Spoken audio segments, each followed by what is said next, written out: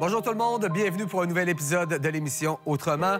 Mélanie, on a un gros épisode aujourd'hui parce que si on se fie à ce qu'on a vu par le passé au niveau des comportements, on n'est pas parfait. Puis aujourd'hui, là, on va traiter des eaux usées. C'est pas tellement le fun de parler de pipi et de caca, mais la réalité, c'est que c'est l'humain, beaucoup, qui contamine l'eau par le fait qu'on va à la toilette.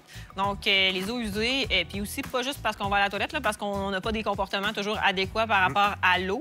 Donc, c'est sûr que quand on parle de vouloir améliorer la qualité de l'eau pour la consommation, mais aussi pour le récréatif, bien, il faut se regarder le nombril puis se dire qu'on peut faire mieux. Et c'est pour ça qu'on voulait parler de comment faire mieux. Puis déjà, il y a plein de choses qui se font, mais on voulait parler de ce sujet-là pour cette raison-là. Est-ce que quand on jette n'importe quoi dans nos toilettes, qu'on envoie ça dans le système, on vient complexifier le travail qui doit se faire? Il faut comprendre qu'on paye aussi en bout de ligne. Hein? On paye ces usines-là. On paye, si on est propriétaire d'une maison avec une installation septique, il va falloir la refaire plus rapidement si on ne sait pas comment faire pour être un bon citoyen avec ce système-là. C'est la même chose que quand on envoie quelque chose qu'on ne devrait pas puis qu'on va venir bloquer. Ça arrive là qu'on a déjà pris des gens qui avaient mis des couches dans le milieu et que là, on avait bloqué des pompes.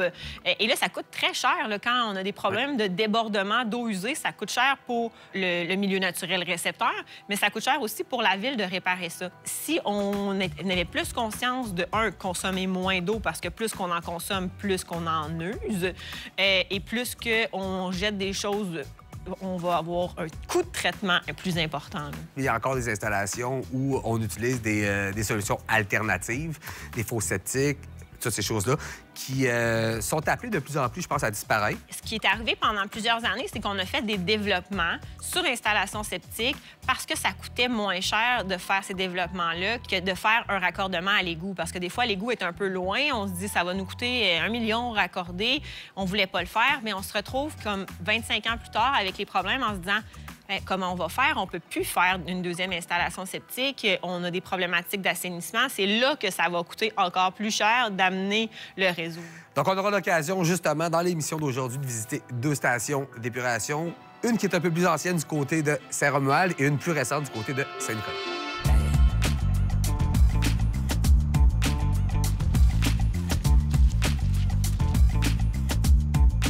Bonjour, Denis. Bonjour, Francis. Ça va bien? Super bien. Yes. Bienvenue dans nos installations de traitement de Saint-Romuald. Une comme il y en a beaucoup au Québec. Il y en a plusieurs. Écoute, ici, c'est un type d'étang aéré. C'est le plus commun au Québec au niveau de traitement des eaux usées. Le traitement d'eau usée est arrivé avec des épidémies. On en parle beaucoup d'épidémies maintenant, mais c'est vraiment des épidémies bactériologiques et virologiques qui existaient dans les grandes villes, en Europe, en Amérique du Nord. Puis il y avait tellement de gens qui mouraient de pandémies. Et ils ont finalement compris que le vecteur, c'était l'eau usée. L'eau arrive dans l'usine qui est là. Oui, quand elle rentre dans le bâtiment, la première étape, qui est super importante, c'est l'enlèvement des déchets solides que l'on retrouve dans les eaux. On parle de déchets solides, on ne devrait pas retrouver ces déchets-là solides. Serviettes sanitaires, cure-dents, Q-tips, condoms, couches. Tout ce qui devrait se retrouver directement dans la poubelle, le monde, par méconnaissance et connaissant pas des impacts que ça fait, rejette ça dans la toilette et se retrouve ici. On traite bon an, mal an à la ville par jour entre 80 et 100 000 mètres cubes d'eau. Des déchets, là, tu vas voir les petites bennes en dedans, on en ramasse entre 14 et 20 par semaine. Des bennes? Des petites bennes à chargement avant. OK. Là. Aïe, aïe, aïe. Et ça, c'est ce qu'on retient, parce que les anciennes générations, ils en laissent passer, là. Des soies dentaires, là, ça passe, là. Ben oui, on s'entend, là. OK. Plus qu'on a des déchets qui sont rejetés, des déchets solides qui sont rejetés dans le réseau, plus que ça nous donne de difficultés au niveau de l'opération des pompes. Si on n'a pas un équipement performant ici, ces déchets-là se retrouvent en périphérie des bassins et créent des odeurs. Parce que dans le fond, une fois qu'elle est passée ici, qu'elle a traversé ce processus-là, ça se retrouve dans ce premier bassin-là, oui, où il y a un processus d'aération. C'est le processus biologique. Dans le fond, c'est tout biologique. Comme ici, il n'y a aucun ajout de produits chimiques. Mais on rajoute de l'aération pour favoriser le mélange des eaux et des bactéries qui vont enlever la matière organique. Donc, tout ce qu'il y a de matière organique qui peut avoir un impact au niveau des cours d'eau, le phosphore, l'azote et tout, on va tout travailler sur ce processus-là et aussi les bactéries. les coliformes fécaux, qu'on appelle. Oui, OK. Avant de rejeter. Comme ici, on a une source, on peut rejeter soit au fleuve ou soit à la rivière Etchemin. Donc, on a des normes à respecter et on a des suivis à faire au niveau des bassins, du rendement épuratoire, si tu veux, OK. exigé par le ministère de l'Environnement. On va dire qu'il y a un cadre législatif qui s'applique au traitement des eaux usées au Québec. Oui, c'est tout à fait vrai. De façon générale, tout ce qui s'appelle protection de l'environnement ou matière de gestion de l'environnement, c'est encadré par la loi sur la qualité de l'environnement. Les municipalités ont le pouvoir, puis ils peuvent décider de construire des infrastructures d'égouts, notamment, parce qu'on est dans les eaux usées. Aqueduc et égouts, là, mais dans ce qui nous intéresse aujourd'hui, c'est les infrastructures d'égouts. Lorsqu'une municipalité a l'idée de construire un égout, elle doit préalablement obtenir l'autorisation du ministre de l'Environnement en application de la loi sur la qualité de l'environnement. Et encore là, le ministère va imposer, parce que là, on va premièrement construire l'égout, mais au bout de tous les égouts, il va y avoir une usine d'assainissement municipale. Qu'est-ce qui se passe après que l'eau est séjournée dans le premier bassin, quand il s'en va vers le deuxième puis le troisième? Exact. Là, après ça, normalement, le temps de séjour qu'on parle en journée, on parle d'une vingtaine de jours que la goutte d'eau va séjourner dans le bassin. C'est pratiquement sûr et certain que la goutte d'eau va rencontrer les normes et les exigences pour se rejeter au milieu récepteur. Oui. Les exigences du milieu récepteur sont particulières à chacun des sites, dépendamment du milieu récepteur. Fleuves, rivières, ruisseaux, et les exigences sont particulières en fonction des sites de traitement. Une fois qu'on a enlevé toutes les matières, je te dirais, organiques dans l'eau, bien, il reste l'eau qui, elle, est rejetée. Dans l'eau, tu vas avoir aussi des contaminants qui vont rester solubles dans l'eau. Rares sont les usines au Québec qui sont capables de décontaminer les chimiques. Mon ami Francis va peut-être avoir une petite surprise par rapport aux odeurs. C'est un petit peu particulier, mais on s'habitue. Ben, je pense. Je vais avoir le temps de m'habituer. Je le sais pas. Ah ouais, sérieux, c'est quelque chose. Mais c'est une odeur particulière de pré-traitement. On va aller voir la source Oui. de cette odeur-là. Les eaux usées, comme je te disais, proviennent du réseau, sont canalisées ici dans on appelle ça le canal d'amener vers le dégrilleur. Donc, on a ici... Le dégrilleur, il est là-bas, là. Juste là. Là, vraiment, là, tout ce qu'on voit ici, là, Oui. ça, c'est les toilettes là, de la ville. De Saint-Romuald. De toute Saint-Romuald Oui. qu'on voit arriver direct. Ben, tu vois ici en dessous, là, tu peux te pencher un petit peu, là, regarde la grille, là, regarde les résidus qui sont pris après la grille. Là. Ah, Ben, ouais. c'est tout ça, là. Il Ah, en ouais, passe hein? plein, là, regarde. Fait que là, sont tous arrêtés par la grille. Mais on ne devrait OK. pas en retrouver tant que ça rendu ici. Ça devrait rester à la maison. Oui, parce que les gens devraient être un peu C'est plus ça. consciencieux sur ce qu'on met dans nos toilettes. Là. Puis un équipement comme ça, tu vas me dire, hey, il n'y a pas grand-chose là-dedans, là. Ben, c'est 200 et quelques mille dollars. OK. Puis ici, au Québec, on a compris qu'il y avait seulement 2 % de la population qui était connectée à un réseau d'égouts. Puis on a fait un programme d'assainissement des eaux du Québec en 1978 qui a fait qu'en 15 ans, on a comblé le retard, puis on a fait que à peu près 900 municipalités ont fait finalement un traitement d'eau usée. Ça a coûté 10 milliards de dollars dans le temps. On parle de 1993 que ça a fini. Puis la Ville de Québec, par exemple, ces stations sont mises en place en 1990. L'ensemble de l'œuvre ici, là, les équipements, la bâtisse, tout ça, ça a été construit. Ça date de quelle année, ça? 1995. 95. Oui. Fait que c'est quand même assez récent par rapport à d'autres. là. C'est comme Oui, écoute, on a des installations, exemple, dans le secteur de Saint-Étienne, on date des années 80. Les équipements d'assainissement, c'est robuste. Il faut que ça soit robuste, ça Ouais. travaille fort. Et Ouais. c'est durable dans le temps. L'entretien coûte cher. Tu sais, au niveau, c'est sûr, regarde, c'est majeur comme équipement. Là. On améliore, on connecte plus en plus de monde, donc on surcharge un peu les stations d'épuration. Mais je pense qu'on est au niveau de la technologique de ce qu'on faisait il y a 20 ans, 25 ans. Et là, je pense que le moment est venu pour améliorer les choses. On voit qu'on parle de limites plus restrictives à la sortie des stations. Dans le fond, qu'est-ce qui gère le débit qui arrive ici? Ben, c'est quand les pompes partent, c'est ça qui amène le flot d'eau. Parce que faut comprendre que dans un poste de pompage, on n'a pas toujours un niveau pareil. Non, Donc, on a des fluctuations de niveau. Plus que le monde va consommer d'eau, plus qu'ils vont en rejeter. Donc, dans les habitudes quotidiennes, le matin, les douches, déjeuner, lavage, tout ça. Le soir, lavage du linge. les bains des enfants et tout, là, tu as des pics de consommation d'eau, des pics de rejet d'eau. On m'a dit à un moment donné là, qu'à partir d'ici, là, on serait capable d'identifier les moments de pause publicitaire ou d'entracte dans les gros événements sportifs télévisés. C'est sûr, parce que quand c'est le running gag, les séries au hockey, Ouais. entre les périodes, là, T'as un on y va pic, tout là. en même temps. Fait que c'est sûr, tu flushes, tout le monde flush. Un des grands enjeux du monde municipal à ce jour, c'est ce qu'on appelle les ouvrages de surverse. L'ouvrage de surverse, c'est sur l'ensemble du réseau d'égouts, tu as des clapets. Et ces clapets-là vont ouvrir quand il y a un apport trop grand d'eau dans le réseau. Et là, les eaux usées, non traitées, là, je vais être bien clair, là, non traitées, là, c'est qu'on n'a même pas enlevé les gros morceaux. Là. OK? Ce qui sort, là, c'est pas très ragoûtant. Les eaux usées non traitées vont être déversées directement dans une multitude de points de déversement dans nos cours d'eau. Et ça, c'est très problématique.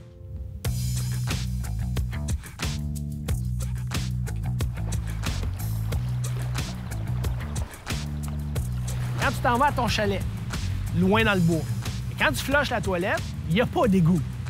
Alors, c'est pour ça qu'on dit que c'est un système autonome d'assainissement. Bon, la première composante qu'on va retrouver dans un dispositif autonome, c'est la fosse septique.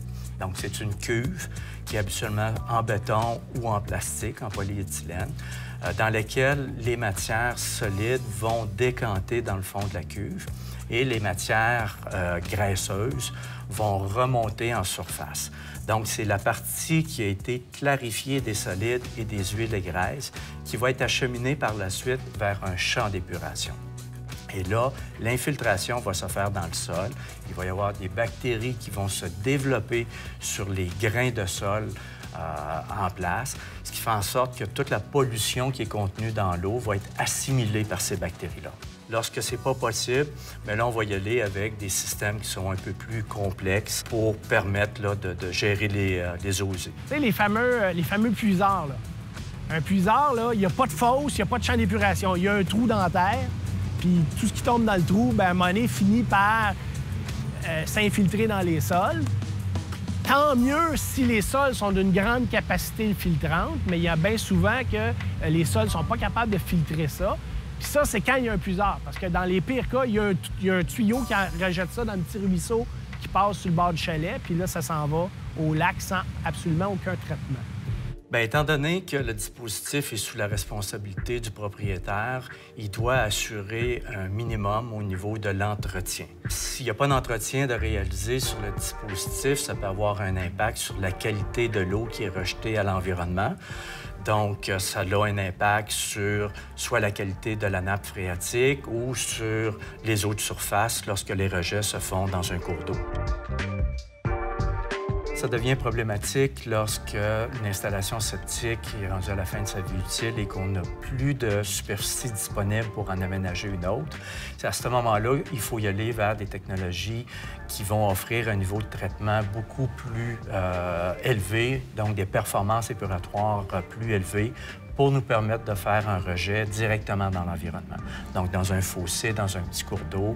Donc, on appelle ça des systèmes de traitement secondaires avancés ou tertiaires. Donc, c'est des traitements qui vont enlever le maximum de polluants qui sont contenus dans l'eau pour nous permettre de faire un rejet directement dans un bassin hydrographique. Lorsque c'est pas possible de faire ça, bien là, l'alternative qui nous reste, c'est un bassin dans lequel toutes les eaux usées sont acheminées. Et lorsque ce bassin-là est plein, on doit le faire vidanger. Donc, les frais d'exploitation reliés à ce genre de dispositif-là sont très élevés. Et évidemment, ça a un impact sur la valeur de la propriété. Si on peut identifier des domaines où on s'est amélioré, celui du traitement, le traitement des eaux usées dans les résidences isolées, là, les installations septiques autonomes, je pense qu'il y a eu un bon coup de barre qui a été fait. Parce qu'il y avait un problème. Je te dis, je fais du droit municipal. Je rencontre un conseiller municipal qui me dit des installations septiques, aucune idée. Le chalet, l'autre bord, là, je ne sais pas, il y en a-tu une, il y en a-tu pas, ou ce qui... On n'avait aucune idée de l'état de situation. Alors, on a investi beaucoup d'argent pour faire des Ils appelaient ça des caractérisations sanitaires, je pense. Passer à chaque chalet, dire « Hey, est où votre installation septique? Et comment? Est-ce en bon état? » etc., etc. Puis là, on cochait. On a-tu des installations septiques en bonne santé, qui sont efficaces? A, meilleure qualité. B, ça laisse à désirer. Puis C, ben, c'est parce que tu as des résurgences d'eau brune qui sentent pas bon, là. Tu sais, c'est ça va pas bien. Et les résultats de ces caractérisations-là nous ont démontré qu'on avait entre 65 et 80 de non-conformité au Québec. C'est là, on a fait des efforts depuis pour corriger la situation. Ça, c'est une belle avancée, une belle amélioration. Bien, le point le plus important, à mes yeux, c'est vraiment l'aspect consommation d'eau et l'aspect entretien. Donc, il faut minimiser sa consommation d'eau pour ne pas surcharger le système à outrance et d'effectuer l'entretien sur son dispositif pour nous permettre d'avoir une pérennité qui est plus longue.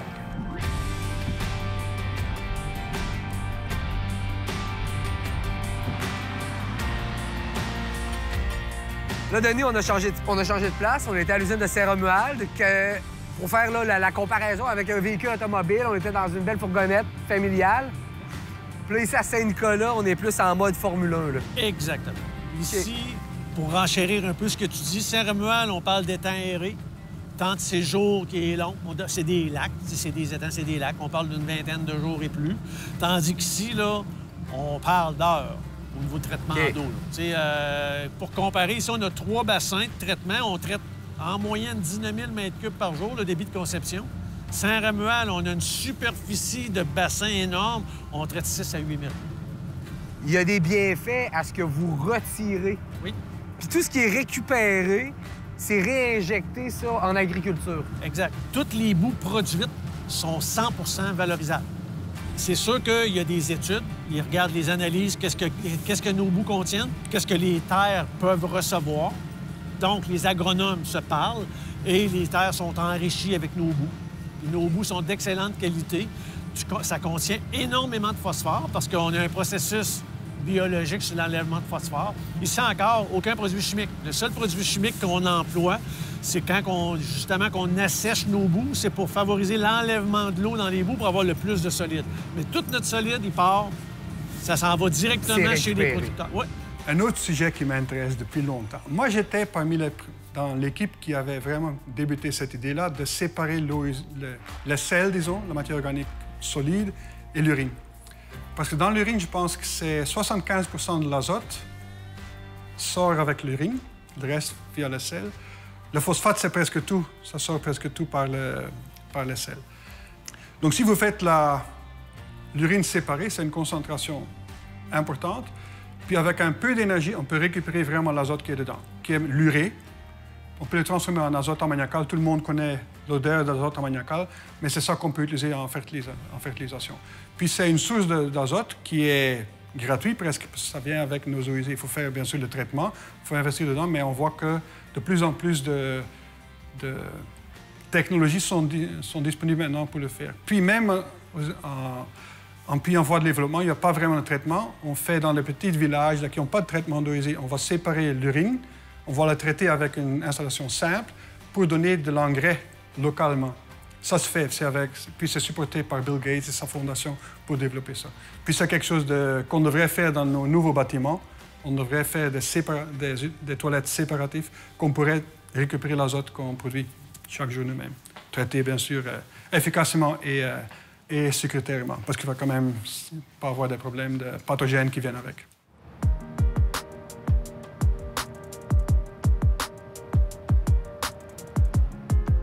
Éventuellement, il va falloir soit que les gens fassent plus attention, ou si on continue de jeter le même au rythme qu'on le fait présentement dans les toilettes, bien, des usines comme celle-là, qui coûtent des millions de dollars à installer, ça va en prendre plus. Forcément, on va les voir sur nos comptes de taxes. C'est certain. Écoute, une usine comme ça, ou n'importe quelle usine qu'on a, on se doit, pour assurer le développement, assurer la pérennité des installations, faire une évaluation des capacités résiduelles de traitement. Qu'est-ce qu'on est capable de recevoir? Donc, plus qu'on gaspille d'eau, plus que ça prend de place dans l'usine. Donc, l'hydraulique de l'usine va être atteinte. Donc, c'est sûr qu'il faut rajouter. Là, on a 3 bassins, mais éventuellement, on va rajouter un 4e bassin. Donc, plus que le monde va faire attention à ce qu'ils rejettent, à ce qu'ils consomment, ça peut retarder des investissements de plusieurs millions. Il y a une sensibilisation à faire là-dessus. On est capable d'étirer si on fait attention. Ben, si on ne fait pas attention, c'est sûr qu'à un moment donné, on arrive avec une capacité résiduelle qui va être nulle. On présente le bilan au ministère, ils vont dire, bien là, tu es obligé d'investir. Ben, Et c'est sûr, comme tu disais, ça va se représenter sur le compte de taxes. Là, on parle de millions. C'est des millions quand on joue là-dedans. Là. Y a-tu un candidat aux élections qui va dire, hey, moi là, je vais vous taxer davantage pour grossir nos tuyaux, pour faire en sorte qu'on rejette moins dans les cours d'eau. Puis tout ça, là, ça va être en dessous de la terre. Vous allez payer, vous n'en verrez même pas aucun effet. Il n'y a personne qui fait ça. Fait que ça reste souterrain. C'est à la fois le problème et la réalité, c'est souterrain, personne ne le voit, on s'en soucie pas, sauf à certaines occasions où les scientifiques tirent la sonnette d'alarme et nous disent il y a un problème. Fait que, tu sais, le lien qui est à faire souvent entre notre portefeuille puis notre utilisation, bien là, on a un bon, là, parce que si on continue de consommer comme ça puis qu'on fait pas attention, bien éventuellement, il va falloir se payer une nouvelle usine à grands coups de millions. Puis dans les 3 municipalités que tu m'as nommées, on n'est pas si nombreux que ça pour se payer ça. Fait que ça va se sentir. On est population de conception dans nos 3 municipalités, Saint-Nicolas, Saint-Rédempteur, Charny, c'est à 35 000 individus. Là, on est peut-être à 38, 39. Mais c'est pas pour de se payer temps, là. des investissements de 50 millions, ça revient quand même pas mal par personne. T'sais. Ça revient pas mal par personne. Il faut se rappeler que l'usine, quand elle a été construite, on avait une belle subvention de la Société québécoise d'assainissement des eaux. Oui, on a encore des programmes de subvention, mais c'est quand même, on paye tout le monde pareil. Mais le contribuable va être appelé à contribuer. C'est ça. Si on veut augmenter la qualité de notre environnement et en conséquent la qualité de vie, parce qu'on va boire l'eau, on va produire de l'eau à partir de l'environnement, l'eau qui est en rivière, ça veut dire qu'on est prêt à plus investir parce que c'est quelque chose de positif qu'on est en train de faire. Tandis que quand tu veux investir dans quelque chose qui traite les déchets, c'est pas très motivant. Donc ça, c'est un changement de se présenter les choses qui fait que je pense qu'on peut avoir un bon avenir pour le traitement des eaux usées. Donc, pour conclure cette émission, Mélanie, on s'aperçoit qu'encore une fois, on a des efforts à faire, on a de bonnes installations pour assurer le traitement de nos eaux, mais évidemment, il faut leur donner un coup de pouce. Et Denis nous le disait en fin de visite, à un moment donné, tu sais, si on surutilise les installations, il va falloir les remplacer, puis ça va coûter cher.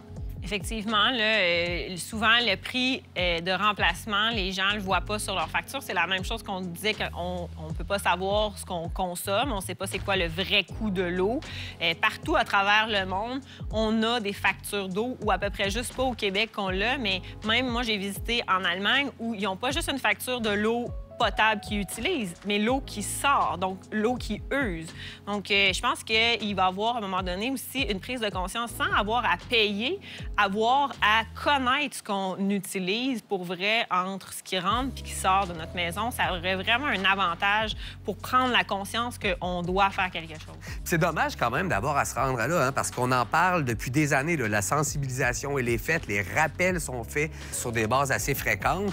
Mais encore aujourd'hui, dans la visite, tout ce qu'on a pu retrouver, et j'imagine que pendant cette pandémie qu'on est en train de traverser, les lingettes nettoyantes, c'est devenu probablement catastrophique dans les systèmes. Bien, ça, il y a plusieurs municipalités qui ont dû le répéter. Hein. Régulièrement, on a vu autant en Europe qu'ici que c'est pas pour mettre dans les toilettes, on met ça dans les vidanges, mais ça a été répété et répété et répété. On dirait que les gens ne le comprennent pas. Et ça va bloquer des pompes, puis ça va bloquer des systèmes. Ce n'est pas fait pour ça. Ça ne se décompose pas dans l'eau, les serviettes. Donc, si la sensibilisation ne fonctionne pas, éventuellement, bien, il faudra payer pour. Donc, tenons-nous-le pour dit. Et si je te demandais peut-être en terminant l'épisode, un élément qui t'était paru important de rappeler. Bien, en fait, on dit que la sensibilisation ne fonctionne pas. Il fonctionne pour certaines personnes, mais il y a des gens qui, si on faisait juste de la sensibilisation sur les limites de vitesse dans les rues, est-ce que les gens les suivraient?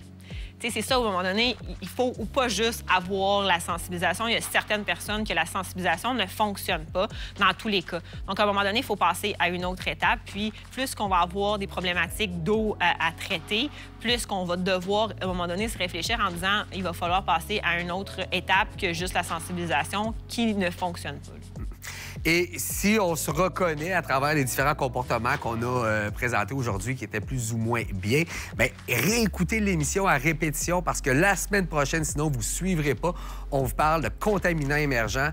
Puis ça, c'est une autre paire de manches. Effectivement, ça va ajouter une couche dans notre peur, justement, de ces eaux usées-là. Là. Il y a beaucoup de nouvelles choses qu'on apprend maintenant sur qu'est-ce qu'il y a dans notre eau. Et ça, c'est le sujet dont on va parler la semaine prochaine. Effectivement. Merci, Mélanie.